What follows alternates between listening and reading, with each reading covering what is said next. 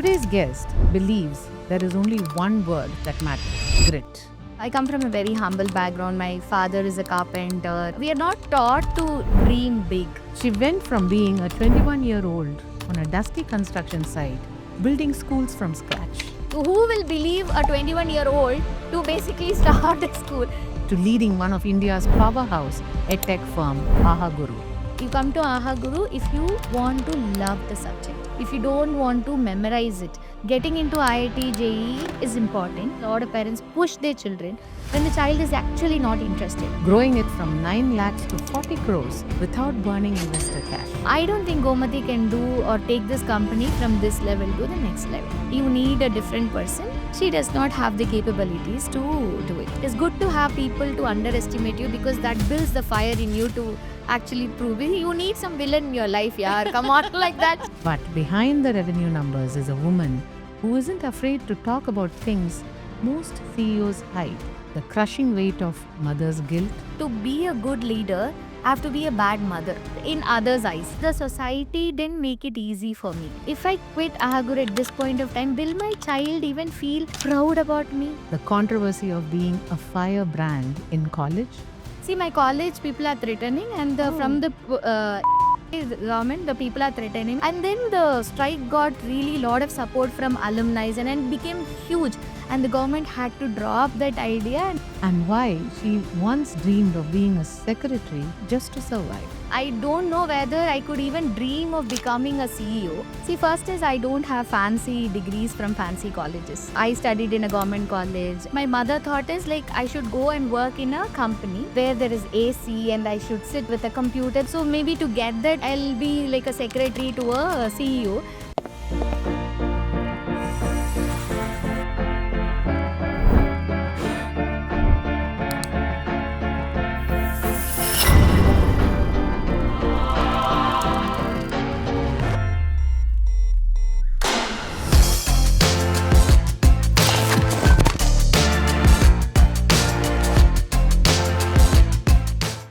Welcome to the Shio Effect podcast, Gomes. Thanks, It's Sri. an Thank you so much. absolute pleasure to have you here. Oh, it's my honor to be present here. When I think of you, I still go back and think about the story you told me that as a 10-year-old, you had this thought that your ambition is to become a high powered secretary, right? Yes. And here you are running a billion-dollar company in edutech. And it's amazing, this journey of yours. I don't want to ask how you got here. I want to ask, what are you telling that 10-year-old right now? I come from a very humble background. My father is a carpenter, and so we are not taught to dream big. So I don't know whether I could even dream of becoming a CEO. So the things that my mother thought is like I should go and work in a company where there is AC and I should sit under in a table with a computer. That's her dream, and that's what she told me. And then I thought, okay, so maybe to get that, I'll be like a secretary to a CEO, so which will be a very powerful position. So she actually enrolled me in learning shorthand typing because she said Yeah. like it will be useful when I become the secretary, right? So I've been preparing for that because that's the small world that we were aware of, and that's what I've been told to dream also. So from there to this is of course a very long journey, but I feel like many girls like me still are not knowing how to even dream. So that's what I feel. Now, when you look back at your 10-year-old, what do you have to say? Genuinely, at that 10 years, I felt like that's a really a powerful position and I was really excited about it. So Yeah. if I want to go back and change, I don't know whether I should change that. Okay. Ah, Because I feel like there is something that I was aspiring to and I was ready to put that effort to make it happen. In life, whatever we set our goals, you should be preparing for that. So I think that attitude, I still like that in that Gomati also. I love it. I love it to say that the attitude is the key, and you were prepped for with Yeah, that attitude, yeah, right? yeah. What would you say to all the 10-year-olds now, maybe from similar backgrounds, now aspiring to grow? Children who are privileged also, I feel like children are thoroughly confused on what to do. So I feel the one important thing, whatever your dreams are, whatever, because it keeps shifting, it keeps moving, because as you grow older, you come to know of different things, so your goals also change, right? But I think the attitude of whatever you dream of, set a path, set a way to achieve that. I think that kind of attitude is what I want in any 10-year-old or a 12-year-old. Not so much worry about at that point what they want to set, whatever they want to set. Like for example, my daughter, she wanted to do medicine. From 7th standard, she was very clear she wanted to do medicine. So she started preparing for that till grade 10. But then she realized, no, this is not for me because I'm not enjoying this. So I want to make a shift, putting effort, and then understanding whether this is what my passion lies, etc. I think that attitude is a key for anything, is what I feel, Sri. Yeah, building that Yeah. attitude. How does your mom feel now? She prepped you to become a secretary. Yeah. When how did she feel when you were the CEO? Yeah. So in fact, recently, I think last month, I don't know, out of blue, I just asked her, Amma, so this is something that what you dreamt of, like the kind of position that I am in, or the kind of things that we are doing, etc. She said, no, I thought you will actually work in a company, maybe earning good salary. I didn't really expect that this kind of growth, because I was not aware, or I didn't prepare you for this. It's all the kind of learning that you got after you joined with Balaji, and you started Aid India, Agur, etc. Right? So she was kind of saying that I would have been happy with just working somewhere, you working some, but now I'm extremely proud of what you're doing and how you have become. But I didn't plan for this, so I don't think I can even take credit for how that. how sweet of her to the mothers don't know the silent power that they are behind us, right? Yeah. Amazing. When did you know that shift happened? That I am not a secretary material anymore. I seem to be a powerhouse for something else. When did you know that? I don't know. Sometimes a transformation happens, right? Do you find? I mean, I don't think I have noticed. I stood back and noticed or anything. I don't. I mean, that would be like too much to say that I suddenly know that I have now become like this. No, it was. I think it was a gradual transition, because see, it is like sometime like you try to reduce weight, you keep. Maintaining your diet, etc., you keep losing. You can't really say that on this particular day this happened, right? So it was something like that, where in Aid India, I had actually worked in all departments. I tried a lot of different things, and even after the tsunami struck, there was one group which supported starting a school. So I was given an opportunity. So I should actually thank my mentor Balaji, because he was giving me a lot of challenges. At 21 years, I started two schools. I Okay, know that's who will amazing. believe a 21-year-old to Exactly. basically start a school? So the kind of trust that people put in, right? So that actually drives us sometimes. And continuous learning is something like I love learning, right? So when this kind of an opportunity got presented, so I said, like, why not, let me try and do. And I prepared. I told you, Sri, like from grade 10, if I set something, I start preparing myself and see what best I can do to make that particular thing happen, because for me everything is like a puzzle to be solved. So this is something that is there. I don't see that as a roadblock, or that is like a big thing to basically see. I see that, okay, this is a small puzzle. How do I actually step by step solve it out? So that's how even like every single thing, even Aha Guru started like that. Balaji one day came and asked, like, should we do something for mothers? And I said, yeah. So I jump into things when I see an opportunity, and I'm really grateful for my mentor. That's nice to see that somebody sees our potential and is backing us to grow. Now that you mentioned college, I remember our conversation about your college days where you were running protests. And I'm like really surprised. The person who was protesting and then suddenly at 21 you're running to schools, running behind those dusty roads into schools. Can't believe that, Gomes. And this Balaji backed a person like that. And Yeah. I'm seeing what is the shift that happened? A protest, rebel. I'm still very rebellious personally. Like if somebody try to provoke, or like something that is wrong that is happening, I go and ask. That I don't care about like what people would do, or like I care about society. I care about people around me. I care about things, right? So at college, what happened was, I think we were in our third year or something, and I was part of physics department. And usually in college and all, I'm a very silent girl, and I don't talk much unless it is necessary. But that time there was like was a chief minister, and she decided to. I studied in a government college, Queen Mary's College, and they decided to take over that and demolish that and bring the secretariat there. I said, like, how can they take our college, right?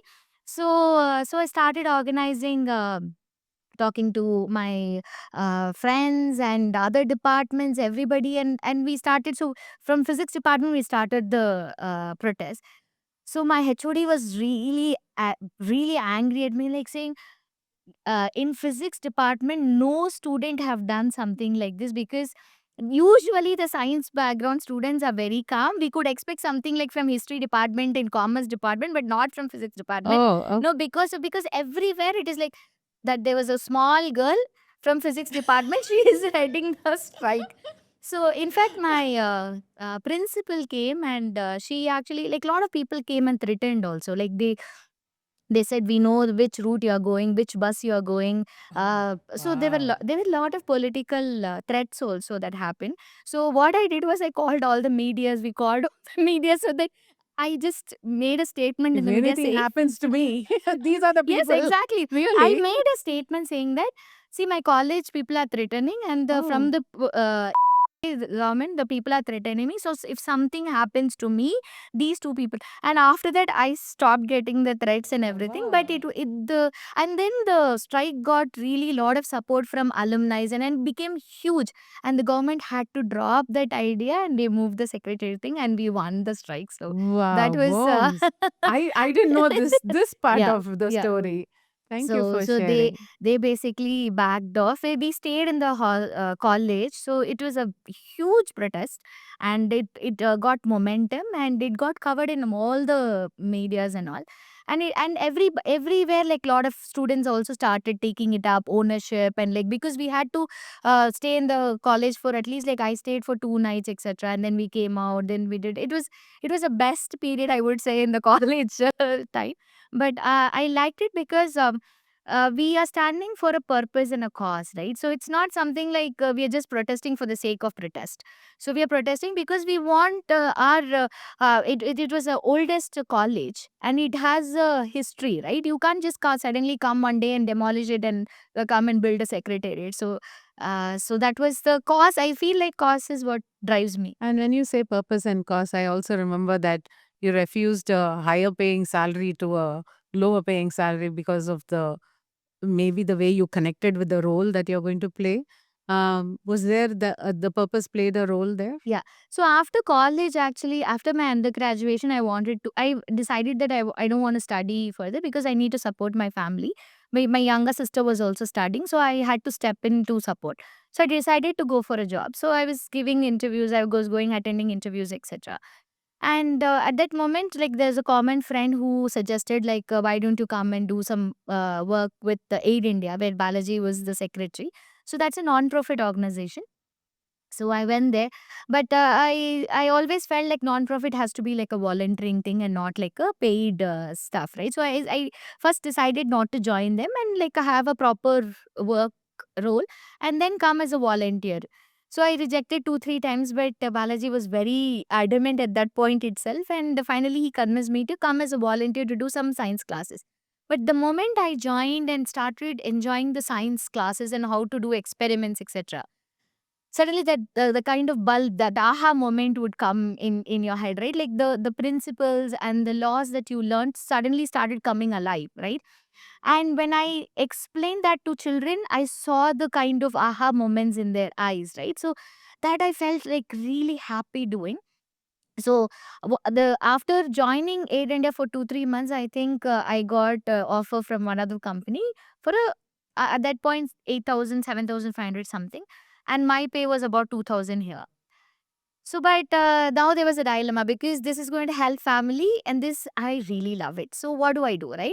So, I went and presented to my mom, saying that this is like a high paying thing where it is really going to help our family. This, I love it. I am really passionate about this one. So, what do I do? And here it's less money. Here it is more money now, right? What I like about my mom is like she said it so beautifully. She said like we've always been struggling.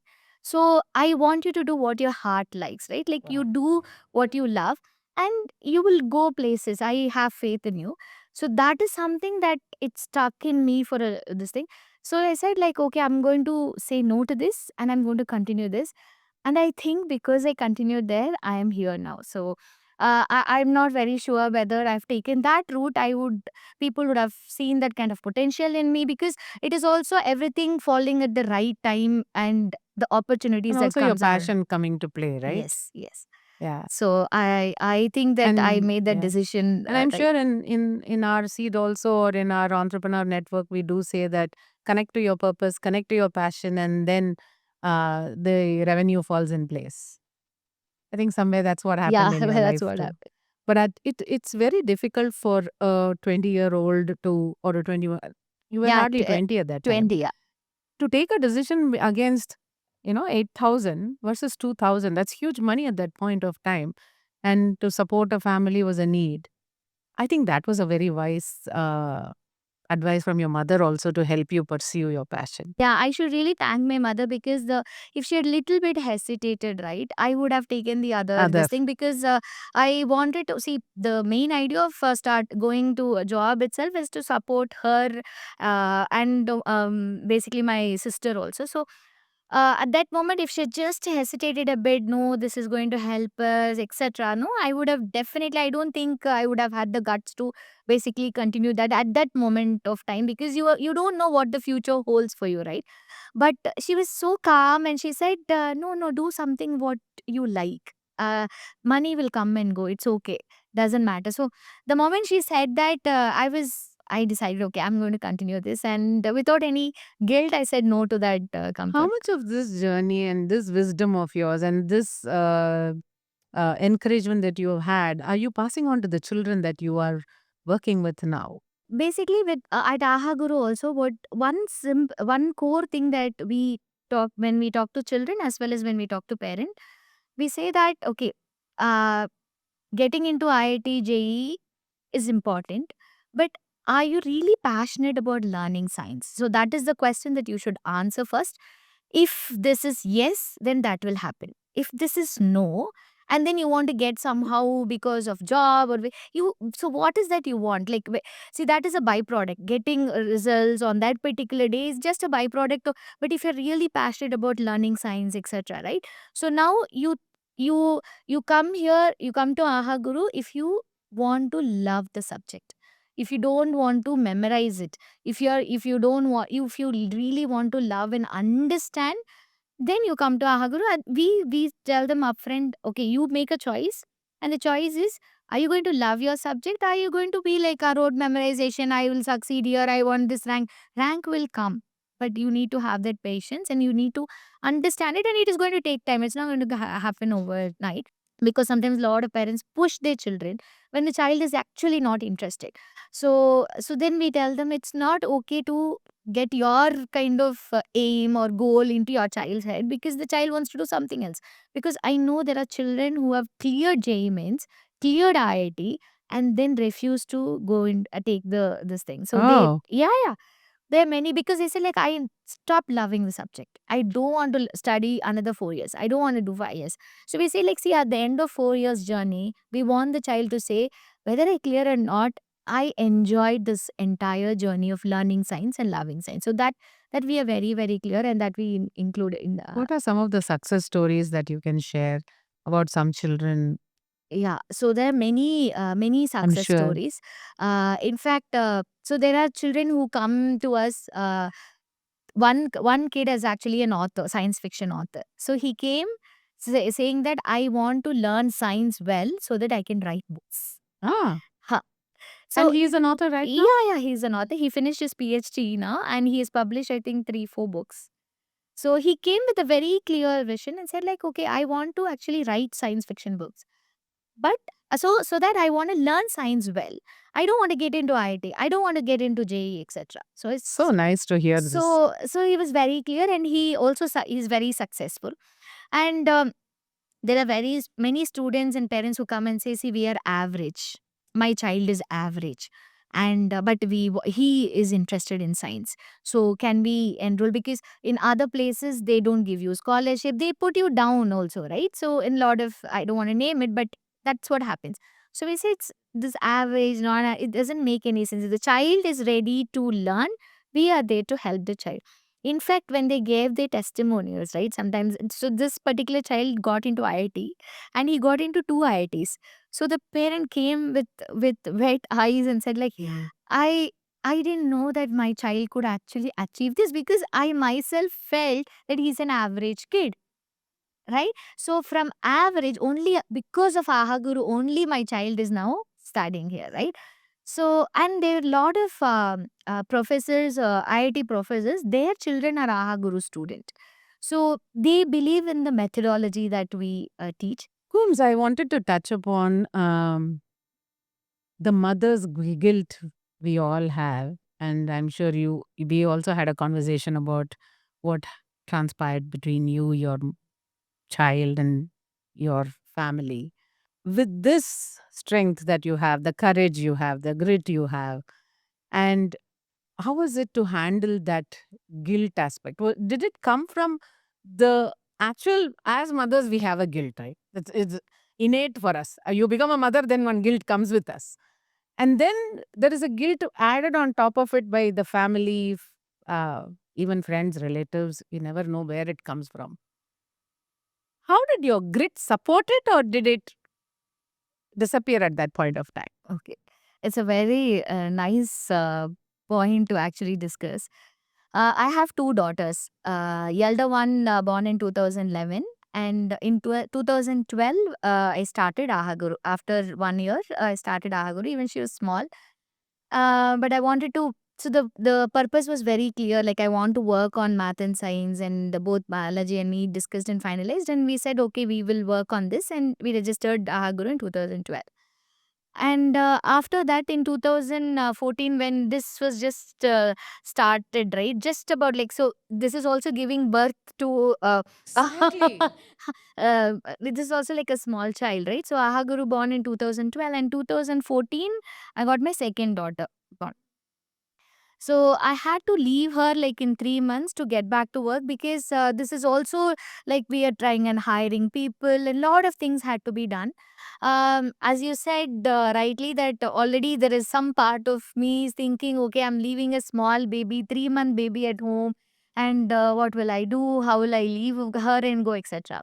But the society didn't make it easy for me, right? So every time I step out, people would ask, "Oh, you left already? Already you've started going office.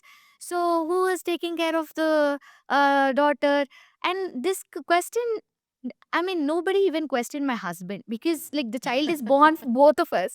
But always the question always comes to me saying like, "Oh, so you started Aha Guru, so Aha Guru needs you, and what about your daughter?" So the kind of guilt that came from, and sometimes your loved ones also, they they ask in a very innocent way. They don't mean to hurt me, but they'll ask like, okay, actually your child was missing you. She was crying like this. So that actually make us feel very, very sad and feel very bad about ourselves. So sometimes I feel like people, the judgment, etc., made me feel like to be a good leader, I have to be a bad mother, Ah, right? So because that's what, so you feel like I'm a bad mother, right? Who's leaving a 3-month old at home and going and coming there, and like in between feeding her, going and juggling, etc. But nobody realized what is the kind of effort that I'm putting to make myself present. Instead, I felt like to be something good. So I exactly felt this. To be a good leader, I have to be a bad mother. bad mother in Wow. others' eyes. I mean, I'm not saying I'm a bad mother, but Absolutely. that's how. But I have to be okay with that kind of. I accepted that that's what people are going to see, and I said like, okay, everybody need not like me. They can all judge. I listen to my inner voice, because I felt like, so it's like a decision. Should I quit Aha Guru, or I should basically quit being there for her all 24/7, right? So really, these were presented like a choice. But Aha Guru was also your baby. Correct. So that is not visible in other people's eyes because they want me to quit Aha Guru, not this one, right? So then I sat down to myself and I started thinking about what do I do, right? Because at that point you're also like kind of exhausted. There's a lot of hormonal things that are going inside a woman's body, right? Absolutely. Yeah. So you feel bad, you feel guilty, and then you started crying. Lot of things are going on. So, but then I it said like, okay, if I quit Ahagur at this point of time, will my child even feel proud about me? Will I feel happy about me? So then I said, okay, let me build something like a legacy that my child will be proud of. So even if not available for her at that point of time, I mean, when I say not available, not being there, taking, of course, there is a cost to everything, right? Everything doesn't come. Yeah, it doesn't So come in you a have silver to. platter. There is a cost. So I didn't see her taking her first step. I had to lose all those things. But I think today she feels more happier and proud that her mom is running Aha Guru. I That's so think if I beautiful. quit at that point, I don't think this would have happened. But that is how, I mean, sometimes people ask me innocently, but this is the feeling that I am sure every woman goes through this, whether they are running a company or they are going to a office. I mean, they are made feel like you have to choose between these two. But men are never asked these questions. But fortunately, women are asked these questions. But I think every woman has to ask themselves whether they want to do that choice. I mean, what is that they want? I loved when you said, if I quit, who am I today and would my child be proud? What would my child be proud about when they grow up? I love that statement you made. Today, your child is very proud of you, who you are. And that's because you didn't quit at that point of time. Yeah. She sees a strong mother. So because I want to be a strong personality for my daughters, right? So she sees a strong woman in me. So I feel like in her life, if when she's taking her decisions, I feel like someday I would have influenced her I'm to sure. do the right thing. Yeah. I'm sure. Yeah. And you have a legacy to pass on Yeah. to. That's a proud thing. Would it be right to say that your child looks at you and both your children look up to you and say that you're a good leader and a good mother? Yeah, they definitely. Both my daughters feel that I am a good mother.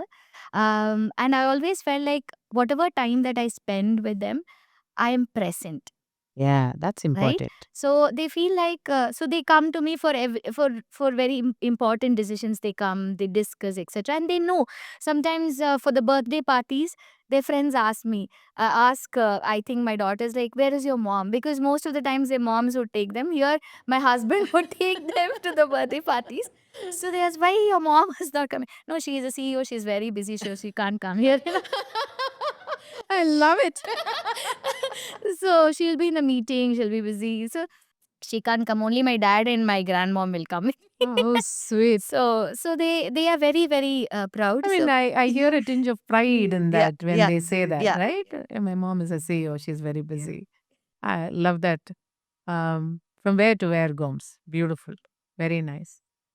And what was the cost that you had to pay for all this? Don't want to make it look all hunky dory, and no, there is a cost, and there is a journey, and there is a woman in making, and there are a lot of barriers you would have broken, and lot of emotional things you would have endured. Anything you can share that would inspire the women who are. Yeah, there are a lot of things I could think of. See, first is I don't have fancy degrees from fancy colleges, Yeah. right? I studied in a government college, and so when people, as soon as they see me, right, like in a meeting, they ignore. Actually, the first thing is they don't even look at at an eye level contact itself will not happen. And then the discussions they don't. So me and my co-founder, if both of us go for a meeting, etc., right? The attention always will go to the person. See, one, it's male. Second is also he's a very highly achieved person, right? So most of the places I'll be very silent and I don't get dejected by other people's judgment. That is one quality that I have. Like I don't undermine myself just because somebody else is thinking about me in a very different way. So most of the times I get ignored and I don't care about it. And the second is they say they always underestimate me. And that is sometimes it's fun for me to see people how much they underestimate, right? Uh, so I Oh wow, I really love it. so Oh, you're saying that you're visibly seeing a person underestimating, and you're like sitting there confident saying, "Boss, you don't even know who I am yeah, or I mean, what I forget can." about Yeah. thinking in their head. They come and verbally say it out to you. I mean, say it out to me, basically. So there's one meeting that we had, and I took. I don't have marketing degree, right? So all the things that I learned myself, marketing, everything. So Aha Guru has gone from, I think, about some few lakhs to, I think, 4 5 crores we touched. And so we were planning for the next shift of about 10 15 CR at that point of time. So this person it was a CEO at a company, and then he was doing some freelancing work later. So he came into the office, we had a discussion, etc. Then he said, I don't think Gomati can do or take this company from this level to the next level. You need a different person. She does not have the capabilities to do it. I was there in the meeting. Okay. So I just smiled and said, I asked him, so I'm just curious. I was very calm, composed. I asked him, so what is that you think I lack? Like, Mm. why do you think? I got into the curiosity mode of thinking, why is he thinking that I'm not capable enough? Right. So I wanted to understand so that I can learn it. So my brain went to that one. So what is he thinking that why I can't do it? So maybe I learn those things. Maybe I'm missing that one, right? So I asked him. So he said couple of things which was not very clear to me, like what he was saying. He was just judging, Okay. right? So then I said, "Oh, okay, fine." And Balaji was very sensitive, and he after the meeting he said, like, "Gomes, really sorry this happened," etc. I said, "No, no, you can't do anything about other people." At least he voiced it out. There are a lot of people who think and go, right. I can't control anybody, and I can't control what he's thinking of me. I can only prove so that I can make all these people shut up, right? So yeah, within 2 years I surpassed that numbers and then went above. But so basically, at every point, there are people who always underestimate me in the meetings. When they meet me, they underestimate. They say like, okay, this girl only knows this, she doesn't know this one, etc. And I'll just be calm, and my work only speaks. Where do you get the strength to be calm, Gomes? I mean, you're not angry, you're not frustrated, you're not there saying, I have to prove myself. You're instead curious. You're looking at him and saying, what makes you think this way? And you coolly surpass it. And then you sit here humbly saying, I mean, either you get arrogant about, who I am and, what I've done, and I have broken all these barriers. But I've never seen that arrogance in you. You have always stayed humble. See, I don't give so much value to their opinions. That's the single. See, if I give value only, I will get offended, right, Shri? If you are saying something, I react. When I react, then I make it more powerful. If I just stay calm, it just goes away, right? It's like Buddhism, right? So it's about how you react to a particular situation or particular comment, etc. So sometimes I get a little irritated. Oh my god, after so many years, also still people think, and then but I don't show it. But sometimes I you do get little frustration, etc. But it's like, chalo, this is one more person to think about How this. many times How do many I need times? to Yeah, keep doing and this this? happened right from childhood. So after this becomes like, okay, okay. So if it is the other way around, I'm surprised. So that is when I Is will this be is this surprised. person really Oh genuine? my god! So I'm surprised if it is other way around. So if otherwise it's normal. So yeah, this happens. I feel like it happens to more women, even people who have come from a privileged background, particularly women in the business world, get this kind of treatment. At least they would have felt one or two times at least, because even Shraddha, from your story, I met her at one of the conference. She was also talking about it is good to have people. She said actually it is good to have people to underestimate you, because that builds the fire in you to actually prove it. You need some villain in your life, yeah. Come on, like that. She said. I thought that was a nice thing I to mean, don't think we have about. many just because of our gender? Yeah, yeah. So there are many instances that happened in Ahaguru where There was a lot of struggle, and we have to keep proving again and again and again to people. Like even our supporters are sometimes they make some past comments or judgment. They'll say maybe you have to bring a third co-founder to compensate this, that, etc. But I think then later they realized, no, this is something that what they thought was wrong. But yeah. Yeah, you brought in a good point. In all the women entrepreneurs that we meet and we coach or we interact with and we work with, the common thing is when there are two founders and there is a male and a female co-founders or co-founders together, most of the financial discussions go to the male, is what the women founders are talking about, saying, how come you they don't even realize that, finance is not gender biased. It is not. And what makes people think that, you can, ignore a Ignore. female founder there. But you're saying in all decisions, it happens. Yeah, in all decisions, in external meetings, in all decisions, that when you have a very strong co-founder, right? Basically, like the focus, everything shifts to that person, and so you have to basically wait for your turn. And I don't generally speak just for the sake of speaking, right? So if there is a point, if I had to make something, I make it. I don't shy away from that. At the same point as time, I also realize and understand the dynamics of the people, what they do, how they see, etc.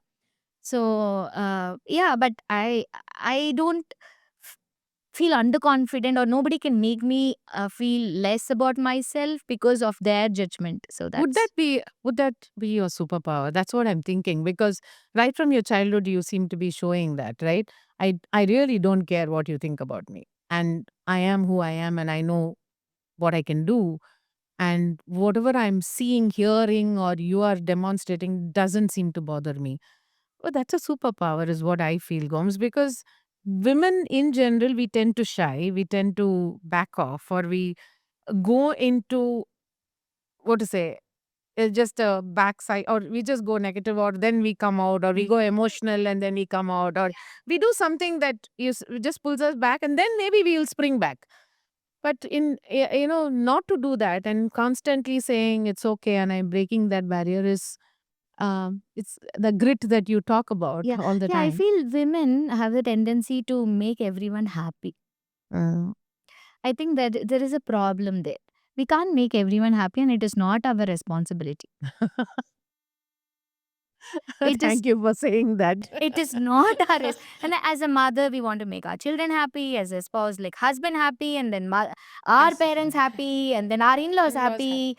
Everybody around us, we have to make sure like we are happy. No, I think their happiness lies, I mean, they are responsible for their happiness. See, we can help them, but I don't think our happiness should depend on how happy they are, right? I'm not responsible for that. I always feel, and I always say this through my team members also, don't try to basically ensure that you make everyone happy. You cannot make everyone happy. I mean, you don't get lost in the process because you lose yourself in the process, right? So you have to take care of yourself, and you can help them, guide them, do whatever, but you can't be responsible.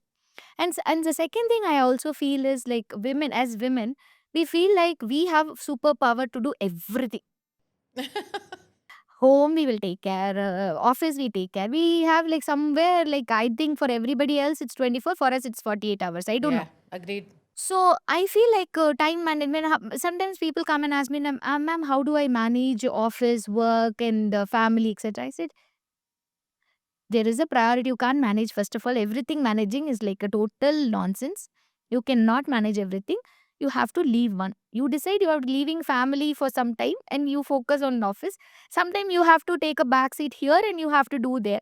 So basically, you prioritize at that point what is required. You cannot do everything, right? So I think these clarity is something which also helped me prioritize what, when, and how I can. Because, like for example, this year was very important for my daughter for her board, so I helped her a little bit more. So here some of the things took a backseat, but every time there is a priority that comes, so I have to prioritize managing home and this thing equally. Anybody says that, it is complete. completely not true. So, but I think as women, we have the tendency to basically pull, and in that process, we are getting affected. So that the burnout happens because of that, and like we lose ourselves. We don't focus And on the health ourselves. issues that Health issue, backfire on us. everything comes. So I feel like these two things, like everybody's happiness is not our responsibility. I love that Second, statement. second is priorities, and there's nothing called time management. You have to prioritize how you Exactly. spend your time And and I where. think we have also showcased women with 8 hands, multiple hands, doing so many things. On Mother's Day, when they put that, I really go mad. I'm like, your mom is doing this and that and that. I'm like, why? Why do you need to pressurize a woman constantly putting this again and again? Can't you just put one mother with a child happily hugging and being happy about it? I think we have unnecessarily pressurized ourselves saying women can multitask. There's nothing called multitasking. You can do only one task at a time. If you want to really Yeah, do really do it good well. task, then you can do one. You can do average, then you A- can do And little there's thing. another one myth or one statement that goes around: women multitask. No, we don't. You think we multitask?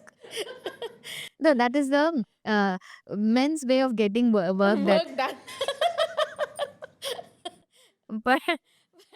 But yeah, we are good at planning. I believe, still believe better. We are better at planning, and we are also very good at least some women are very extremely good, talented at also like giving the right task to the right person, understanding the skill set of a person has. So I think intuitively we have certain abilities where so a lot of things comes to And we are empathetic and we know to keep things together. yeah. I think the women tendency is to keep things together, grow things. I think that comes out in any sphere we touch. Yeah. Yeah, that's the beauty of being a woman. Um, Now, from here, I want to go into, yeah, I know that there's a lot of bias with which men look at women and the entrepreneur journey, the challenges you had. How was it to be one among the men? See, this is a common challenge that women face, right? I get a lot of comments like, Shri, to be in the boys' club, to be in that men's gang. Um, I have heard stories of women going into the smoking zone, started to smoke, started going to parties. The girls who haven't had alcohol have started alcohol just to be in the boys' club. If they're doing it on their own, it's okay, but it was just to be in the boys' club. There are stories like that. For you, how was it? Was it with ease, or was this confidence and this belief that I am who I am and I'm confident who I am and I can prove it. So I don't need to be part of your club. So how did you ease yourself into that? So I recently went to a network meeting. It was organized by Ascent Group. I'm part of Ascent also. So this particular program was organized where we can take our family members also. Okay. So I got my husband and my younger daughter to this program. And during the evenings, etc., night, like the lot of course, in entrepreneur, most are men and like very few women. So we were hardly three women founders, and there were about 15 men founders. And the family spouses are all were women, and my husband and other two founders, they didn't actually get the family Have and their yeah. family. Okay. So first he was finding it little difficult because the spouses means it's all like women and he's my spouse. So people were actually thinking he's the founder and I'm the spouse. So I came in as a spouse to participate in that program.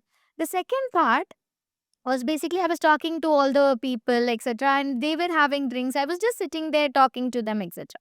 But later, my husband came back and said, because this is the first time he came, Gomes, actually, your role is very, very difficult and challenging, no? Oh, so sweet. So, see, look at all the men are sitting there and you have to go in between them and talk about, and they won't even include you, no? I said, that's how it will be. So, how do you actually manage? So, he asked me this question. So, how do you manage? Don't you feel bad? Don't you feel stressed? Or don't you feel this?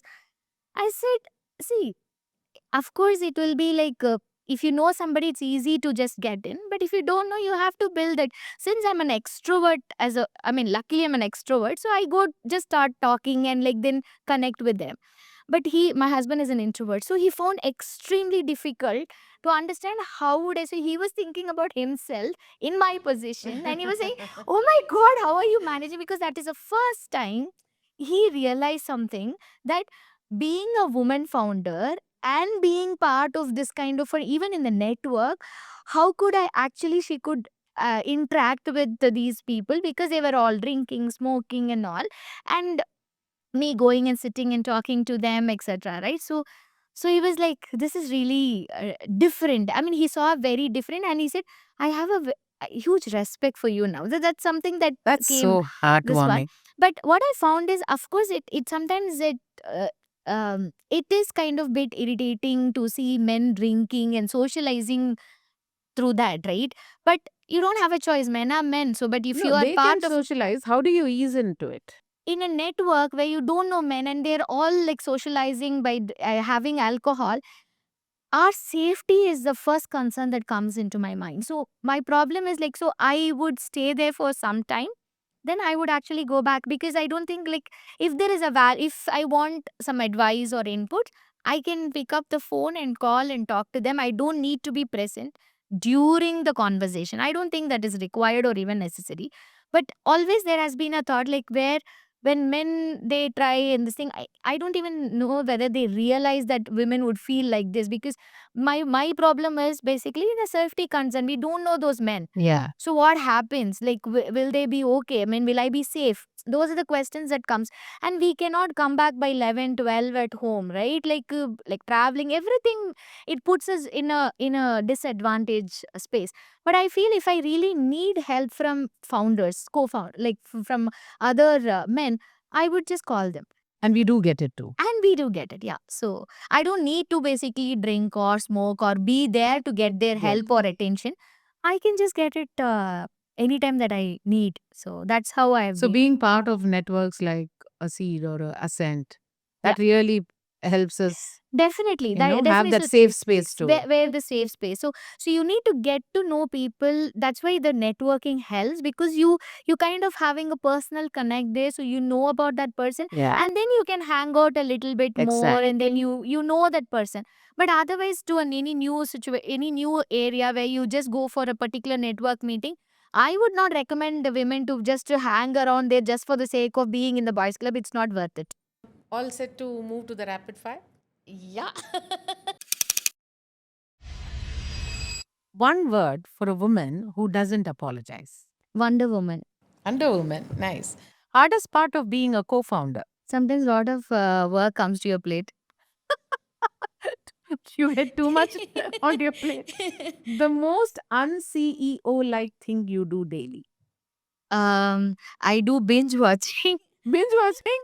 Wow, Goms, in your busy schedule, you do that? Yeah, I do the light, which is like basically bad for my health, but I do sometimes. So if I start, I don't know how to stop it. So I either I mean not start at all, but if I start, I have to start. I have to finish it. Okay, So I what do a is your lot of. current?